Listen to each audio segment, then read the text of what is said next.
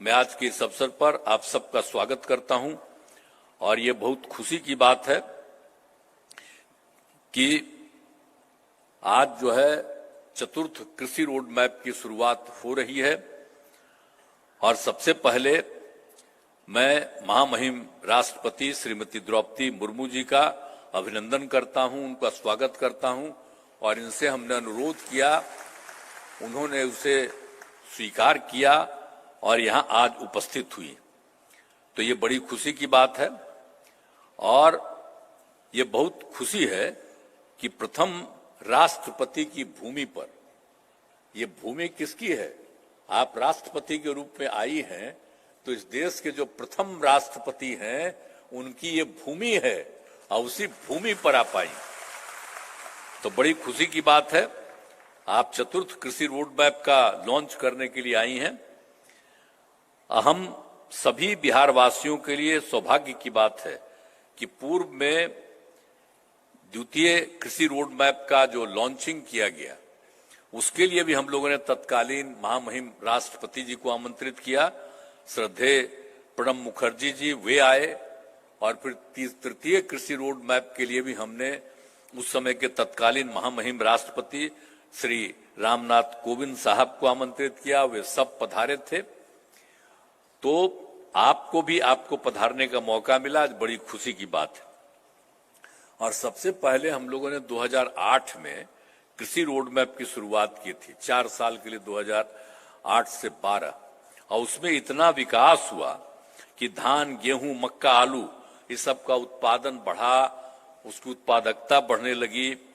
तो फिर हम लोगों ने, आप जान लीजिए कि आप अच्छी तरह जानिए, अभी आपको बताया गया कि 2011-12 में एक पटना जिले के नालंदा का एक जो किसान था, आप समझ लीजिए वो इतनी बढ़ी कि धान की उत्पादकता में जो सबसे ज्यादा चाइना में जो वर्ल्ड रिकॉर्ड था, सबसे हाईएस्ट था दुनिया में, और उससे भी ज्यादा यहां पहली बार वो बढ़ गया।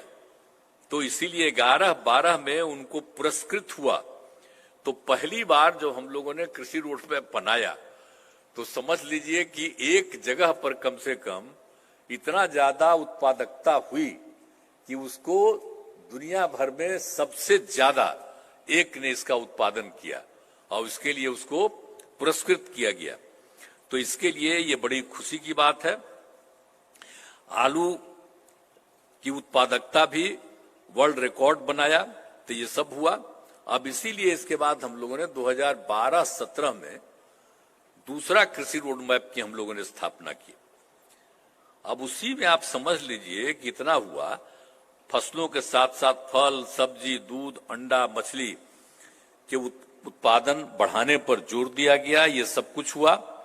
और उसके बाद फिर हम लोगों ने इसको और आगे बढ़ाने के लिए 2017 में हम लोगों ने किया, 2017 से 2022 तक के लिए, और उसको 1 साल के लिए बढ़ा दिया गया 23 तक के लिए, तीसरा कृषि रोड मैप। अब ये जो हम तीनों के बाद एनालिसिस किए कि काफी आगे बढ़ रहा है, लेकिन कुछ चीज में अभी कमी है, तो उसी समय हम लोगों ने कहा कि एक बार और हम चौथा कृषि रोड मैप का शुरुआत करेंगे। और उसके लिए किसानों से लेकर के हर जगह का राय हम लोगों ने लिया और उसी के आधार पर जो भी चीज काम बचा हुआ है उसको और विस्तृत करने के लिए हम लोगों ने चौथे कृषि रोड मैप की शुरुआत करा दिया। अब वो काम शुरू हो रहा है एक एक चीजें से, तो आप समझ लीजिए कि जितना हुआ है काफी। अब आप जान लीजिए कि दूध, अंडा, मांस और मछली उत्पादन में काफी वृद्धि हुई है। अब मछली का उत्पादन जो भी बताया गया आपको 2.5 गुना से भी अधिक हो गया। इससे मछली के उत्पादन में बिहार लगभग आत्मनिर्भर हुआ, बाहर से लाता था लोग दूसरे राज्य, अब उसकी कोई जरूरत नहीं पड़ी, हो गया।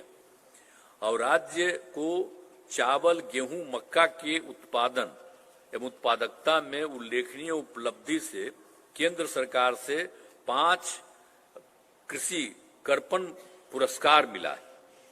और फिर जैविक खेती, खास करके सब्जियां जैसे आलू, गोभी, बैंगन टमाटर का उत्पादन बढ़ा है और मखाने की खेती को बढ़ावा देने से मखाने के उत्पादन में काफी वृद्धि हुई है। तो इसीलिए आप समझ लीजिए कि तीसरे कृषि रोड मैप के लागू करने से कृषि के हर क्षेत्र में काफी प्रगति हुई और जो भी थोड़ा बहुत कमी है इसके लिए हम लोगों ने चौथे कृषि रोड मैप की शुरुआत करा दी। और जो आप समझ लीजिए कि हम मंगला राय जी, तो ये तो शुरू से ही जब हम लोग कृषि रोड मैप की शुरुआत हम लोगों ने की तो ये तो आए थे। अब तो जब हम केंद्र में इसी विभाग के मंत्री थे श्रद्धेय अटल बिहारी वाजपेयी जी के सरकार में, तो वो तो मेरे विभाग में थे, तो उनसे तो मेरा बड़ा अच्छा संबंध था।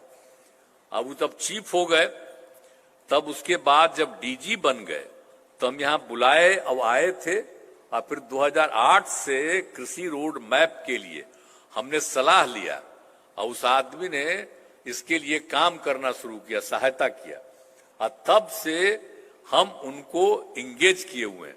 एक आध बार बीच बीच में कभी कभी हमारे अधिकारी लोग पिछली बार इधर उधर कर रहे थे, तब फिर हम इनको बुलाए कि आपको इधर उधर नहीं जाना है, आप लोग होइए। कहाँ है जी, खड़ा होइए,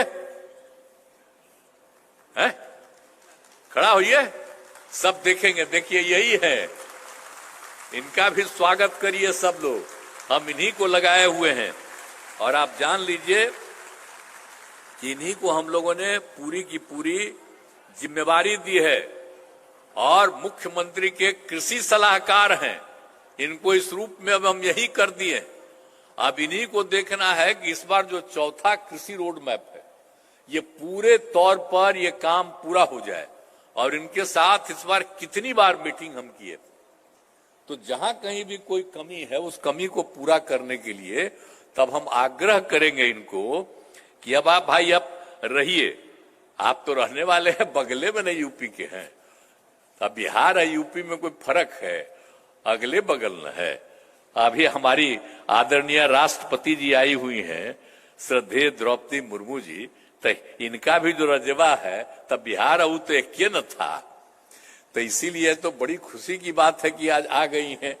तो इसीलिए अब आपसे भी हम कहेंगे कि आप लोग पूरे तौर पर इस काम को पूरा कर लीजिए और हर तरह से करके और समझ लीजिए।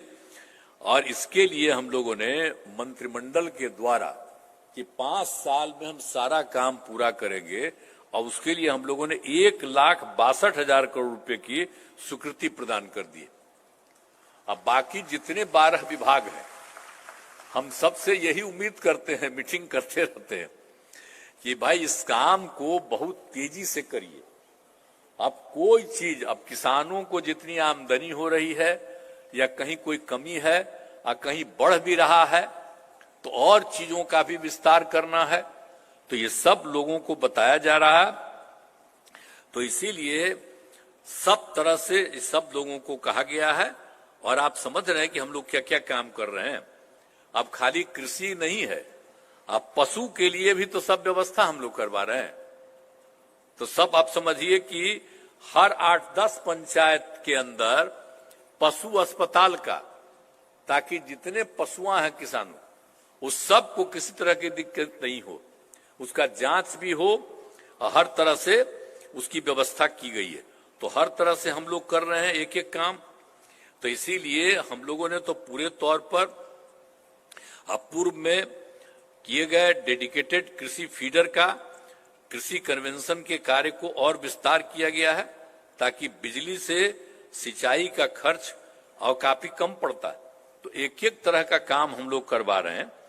तो इसीलिए पूरे तौर पर सब जगह, सभी जगह लोगों की सुविधा के लिए सारा काम कर रहे हैं हम लोग। और जो समझ लीजिए कि हम लोगों ने एक जो हम लोगों का उत्तर बिहार का हिसाब है वो चौर क्षेत्र है, वहां खेती नहीं हो पाती, वहां पानी रहता है, 9 महीना तक पानी रहता है, कोई खेती नहीं कर पाता है। तो फिर एक आध जगह हम जाकर के देखे थे, यहीं पर जो है अभी आपके यहाँ हम लोगों के यहाँ बैठे हुए हैं वित्त विभाग के विजय कुमार चौधरी, इनके हम इलाके में ही गए थे तो वहां पर देखे कि वो ठीक काम करने लगा। तो हमने कहा कि नहीं भाई सब जगह काम करवा देना चाहिए।